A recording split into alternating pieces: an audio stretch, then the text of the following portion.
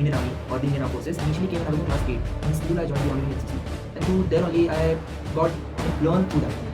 In NCC, there was a time when we were facing difficulties in managing time along with our studies, and at the same time, we have to attend regular.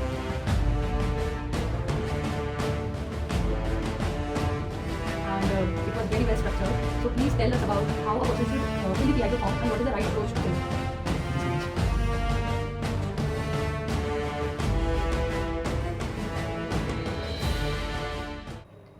Jai Hind everyone. I, Arushi Pandey, your host for today, welcome you all to Cadet Alumni Association YouTube channel, where we bring you young officers who are going to be part of Indian Armed Forces. And today we have our Ex NCC cadet, Sanskar Shukla from 2 MP Air Sqn Unit Bhopal. Sir got double recommendation.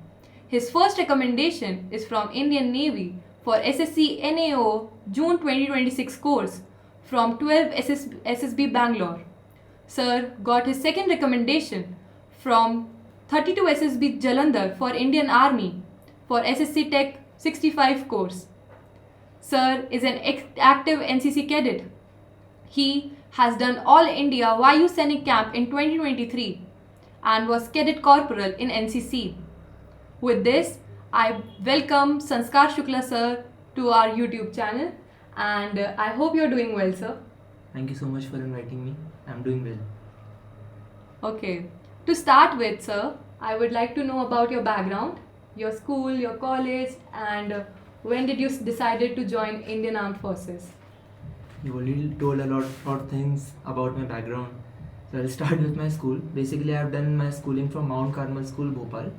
And then after that, I gave JEE examinations, and through that, I got admission into UIT RGPB. And this year only, I completed my graduation from automobile engineering.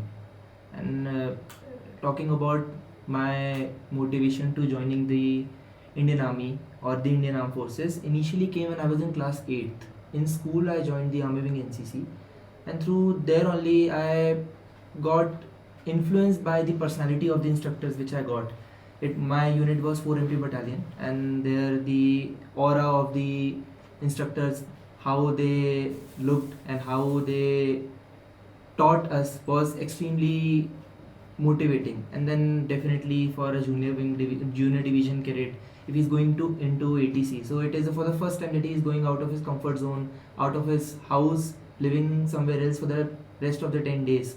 So it was very motivating for me, and there also I performed good. So somewhere or the other, from that point of time, I decided ki no, okay, now I want to join the army only. That's great, sir.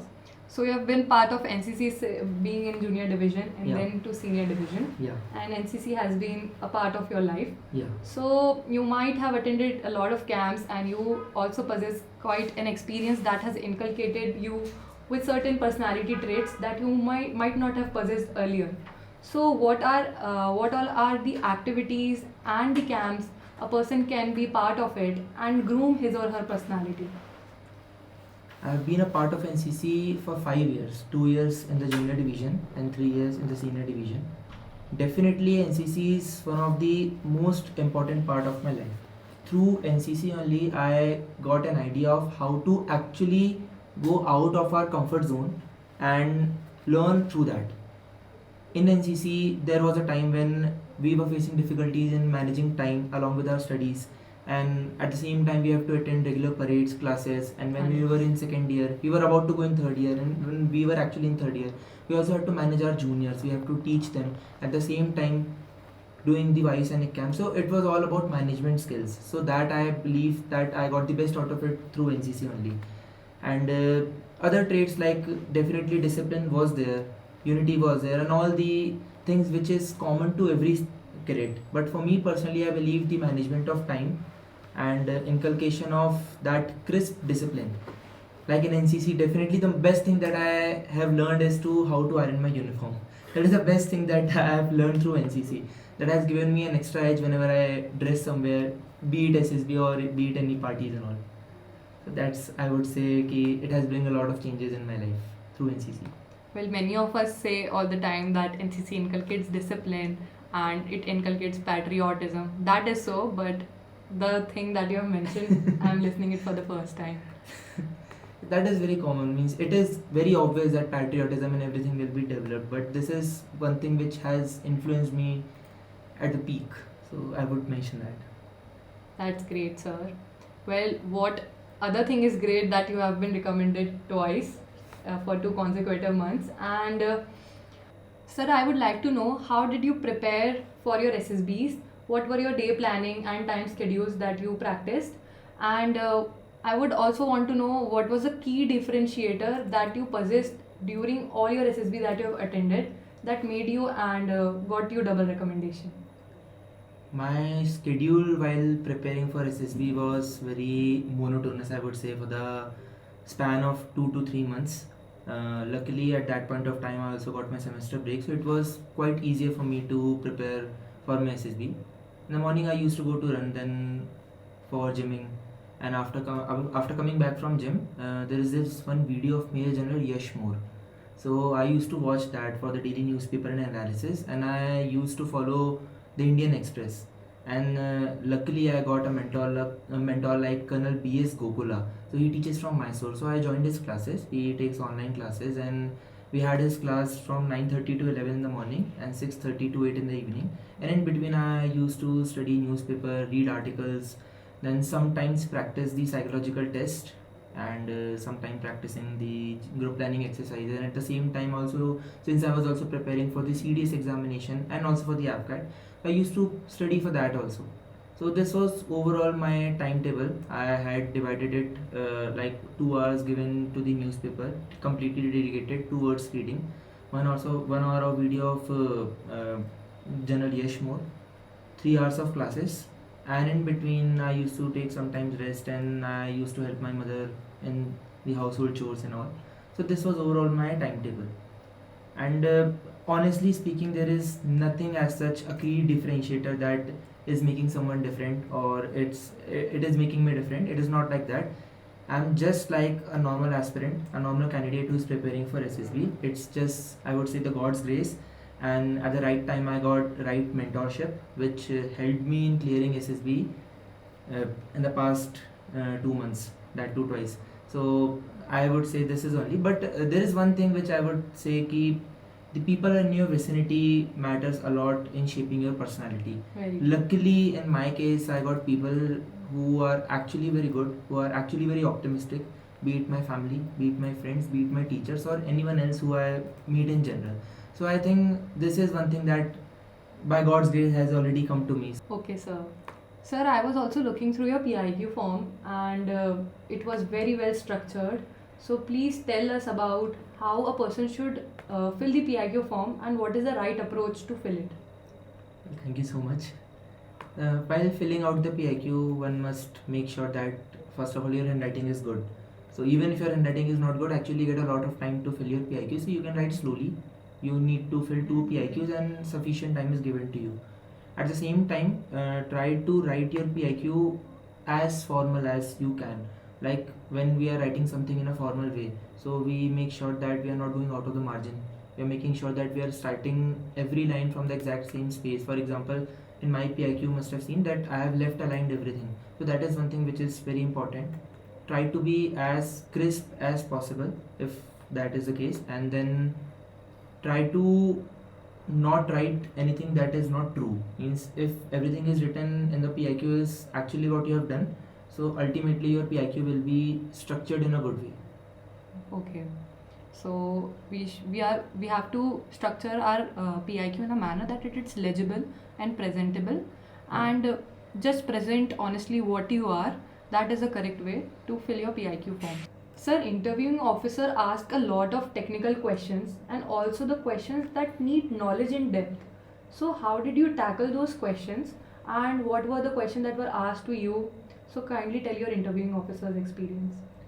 So in my SSB for the Indian Navy, he asked me technical questions related to my field, but that was associated more with my placements. So he did not directly enter into the technical questions, but moreover he entered with the placement drive. Like I told him ki I sat for Volvo Aisha placement drive, and I also sat for Elysian placement drive.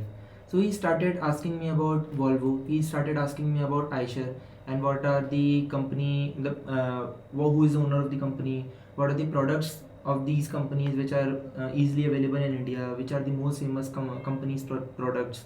Then when we discussed about this, so basically there was an instance when we were discussing about a car. So he started asking me about electric vehicles, and then we started comparing electric vehicles and the vehicles of the internal combustion engine. Okay. So at that point of time, we were discussing what are the pros and cons of electric vehicles, and at the same time, what are the pros and cons of an IC engine vehicle.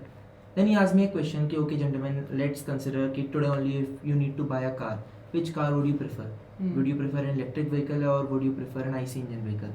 So these are the questions which basically he asked. So at that point of time, I answered him ki sir, as of now I would prefer IC engine vehicle because of the performance, because of the build quality, and because of the infrastructure that is actually not available in India right now, but Very good. hopefully for the next 10 to 12 years it will be available. So as of now, if you are buying, so I would go for the IC engine. And there were some other questions also related to automobile engineering, regarding the electric drive, regarding the components of the IC engine, regarding the operations of the IC engine, and all those who are in automobile engineering, they must be well versed with the differential and the final drive. So he was asking about all these things. Then he started asking technical questions related to the Indian Navy.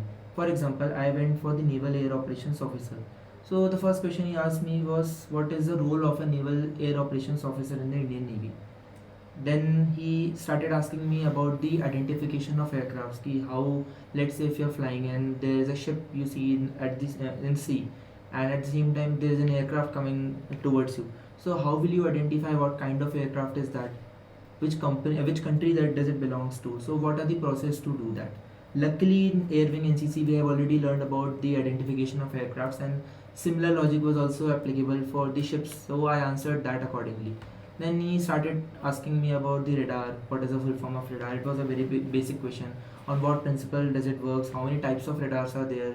Then he started talking about the sonar and what is the use of radar and sonar in a ship as well as in the aircraft. So all these questions were discussed. Similarly, in my SSB for the Indian Army, for the SSC Tech, so he directly asked me a question related to my field. So the first question he asked me was, okay gentlemen, since you are an automobile engineering graduate, so you must be driving vehicles here and now. I told yes sir. Then he told me ki, okay, while driving in a highway, you must have realized then whenever there is a turn or wherever there is a curve, the road is slightly tilted towards the inner side of the path. So why is it so?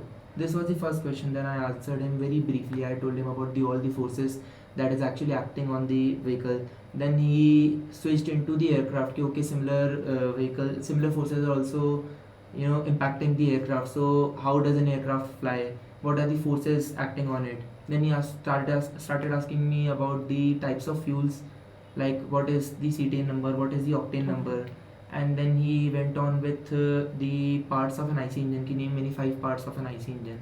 Then he asked me about my final year project. What did you make in your final year project? So I described that. And at the same time he asked me, since you're an automobile engineer and you must be aware about what are the recent developments that is happening in automobile engineering sector.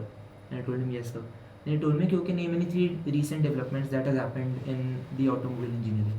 So I told him, the first was the blind spot monitoring system. Second was the adaptive suspension system through pothole detection, and this was what we had made for our final year project. And then I told him about the hybrid vehicles. So recently we have seen ki initially the hybrid vehicles was more of a combination of CNG and petrol, but right now it is they are combining with either hydrogen or electricity with petrol. So these are the recent developments which is happening. So these are the technical questions which he basically asked me. It was not very deep, but at the same time it was not very shallow. If you have appropriate knowledge, you would be able to answer it clearly. Okay. And what were the questions for Indian Army particular as of? Honestly speaking, in both the SSV, he did not ask me anything regarding Indian Navy and Indian Army. Okay. The only question which he asked me regarding Indian Army was, which regiment would you like to join and why? That's it. Okay, understood. So we have understood that what kind of questions coming from a technical background the interviewing officers are asking, and the kind of knowledge that we need to tackle those questions. So sir, it was really intellect and it was really knowledgeable from. Sir, you have experienced 2 screenouts earlier, and many of the candidates face the screening day as a day which is very challenging to them. So, how did you analyze your performance and improved on it afterwards? And what are the ways a person can make sure that he gets screened in? So I got screened in when I was in class 12th. So that was for the technical entry scheme entry. So what I can perceive is that while attending the screening process, my narration was not good. I fumbled a lot during my narration, and my perception was also not that good. So it was obvious that I would be screened out. So that is the only thing that I had identified. And then when I went for my NDSSB, so there luckily I got screened in, but then got conferenced out.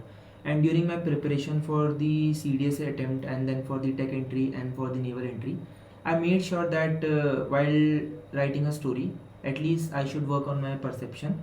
That should be good. And I also had a problem while narrating. So what I used to do was, after writing the story, I used to sit quietly for half an hour. I just used to close my eyes and I used to narrate the story again and again in my head. Then I used to talk to the wall while narrating the story, and then I was rectifying it like a tota, like a parrot. So that I did, and luckily while narration I did not fumble at all, and my narration was good. I participated well during the group discussion, and I got screened in for the next 4 SSBs, including the Indian one. Okay, nice. Yes. So, like, keeping your composure throughout, and like, you can practice at home anytime with taking a practice set of PPDT and narrating it again and again. That is going to help you improve your narration. So that is a great point, sir. Thank you. Sir, GTO comprises of many tasks, and group discussion is one of the first tasks that a candidate goes through. So I would like to know, how did you prepare for GD, and what kind of approach a candidate can can use that approach and tackle the situation in GDs. And also there is a task called lecturate. So how did you prepare, and what kind of topics that were there in your SSB? Please let us know about it. Sure, ma'am. So I would say for GD, sitting and talking with friends will help a lot. So for preparing the topics for group discussion and lecturate, I did not go for anything specific like read so and so topics or read so and so discussion topic. I never did anything like that. What I used to do was, I used to study current affairs. I used to study newspapers daily. So as in my case, I referred the Indian Express. So the 3 pages Indian Express was very important for me. First was the editorial page, the next was the ideas page, and the third was the explained page. So these are the 3 pages which are actually very good in terms of preparing for lecturate or preparing for the group discussion, and even for preparing news during the interview. So it will actually help you in generating a lot of ideas. The rest all, everybody has friends. We sit and talk. Many a times it happens that someone is speaking something, we listen to them, and then we also start speaking. It's just key in SSB, the group discussion is like this only, but it is in a competitive manner. So not take it as a competition, but try to be as formal as possible. Try to give valuable inputs whenever you're speaking. Don't speak anything which is out of the context. And I think this is one thing which we should do for GD. Do not make it very hosh-posh. It should go flow. It should go with the flow. It should be smooth.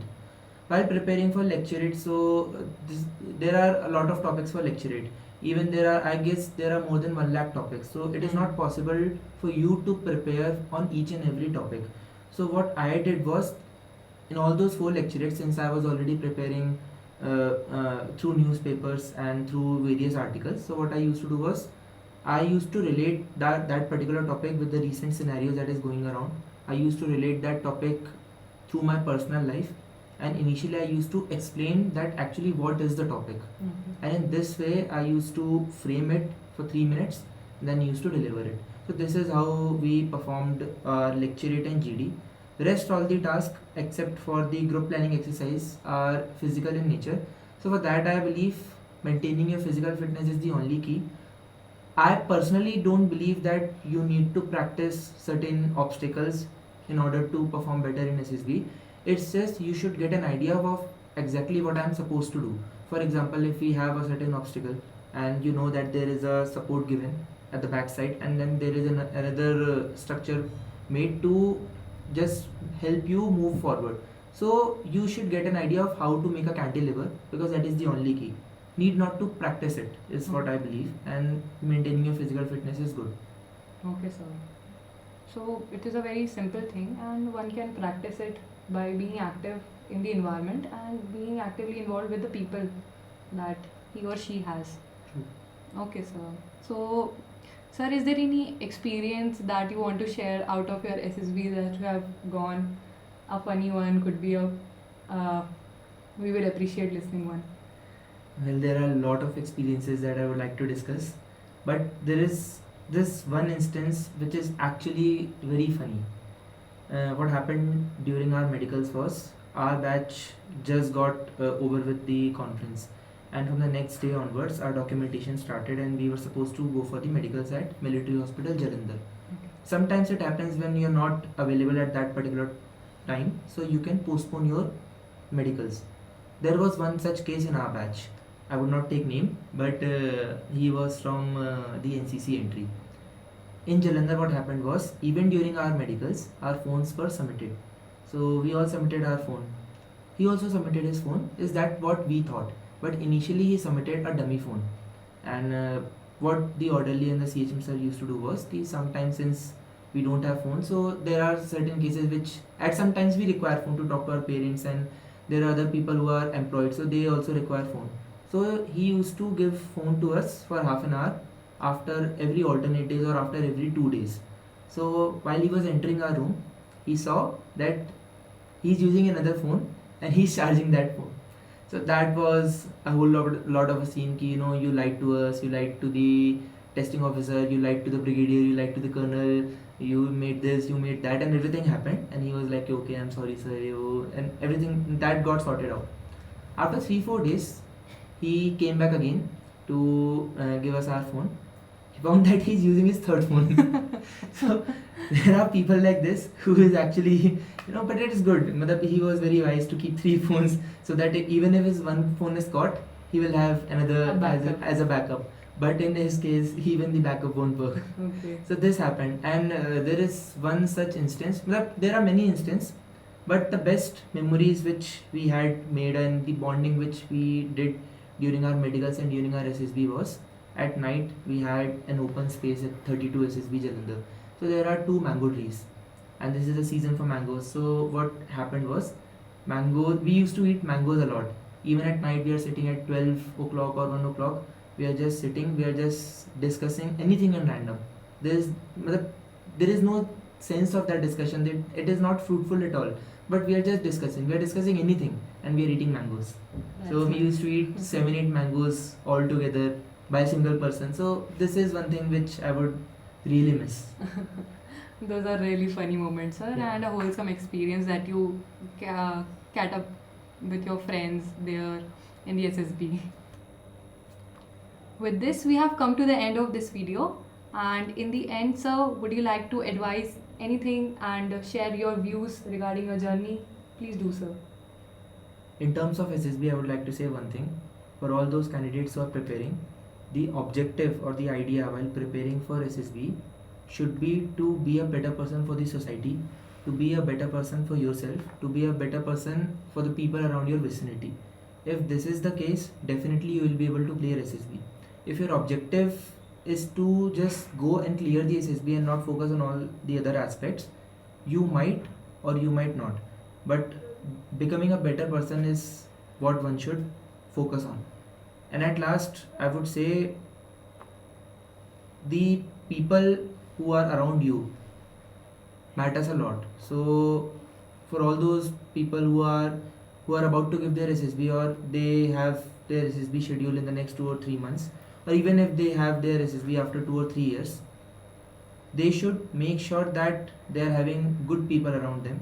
They should be having people who are in general optimistic, because that is what is going to shape the person's personality. Like in my case, I would like to thank some of my friends, Arushi, Yuvraj, Pravit, Ranjit, Chinmay, and if I'll start taking names, then it will be a whole lot of list. It will be around 100 people.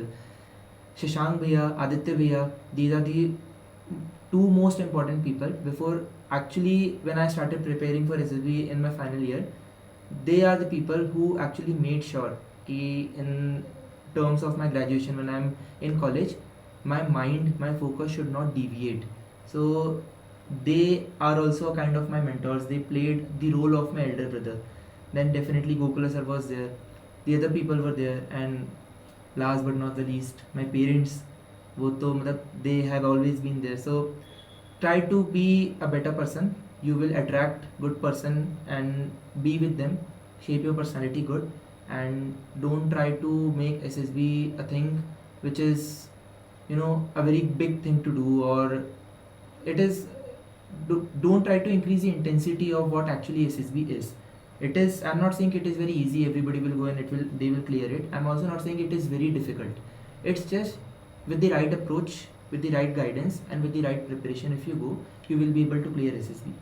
So this is what I would suggest to my juniors and the audience. Very rightly said, sir, and thank you very much. Your journey is worth learning from, and it is really inspiring. And on behalf of Cadet Alumni Association family, I congratulate you and wish you all the best for your future endeavors. And we are hoping soon to see you in uniform. And we have come to the end of this video. So keep growing, keep learning, and till the time we bring you another episode where you can learn from our future officers. Thank you.